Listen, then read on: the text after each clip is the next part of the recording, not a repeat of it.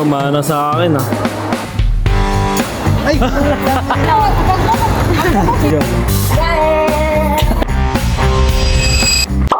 What's up guys? Today is a good day. Tara, samahan nyo ako sa buong araw ko. Dahil ngayong araw ay pupunta tayo ng eskwelahan para kumuha ng card. Naalala ko tuloy ng estudyante ako. Lagi akong top 1 sa katarantaduan. Anyway guys, pag uwi pala namin, nagluto muna kami ng masarap na ulam. Namiss ko kasi kumain ng pork chop. Tapos ang sarap pala ng timpla ng marinate niya. Pagkatapos namin kumain, pumunta naman kami ng Pure Gold para mag-grocery. At saka para bumili na rin ng mga paninda.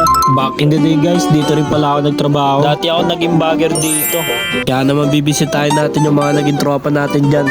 Ay!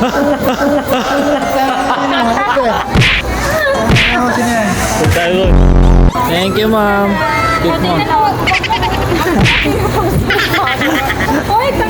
Tanggalin to. After nun, bumalik ulit kami sa counter dahil itatransact na yung mga pinamili namin. Tapos meron pa kami nakuha free.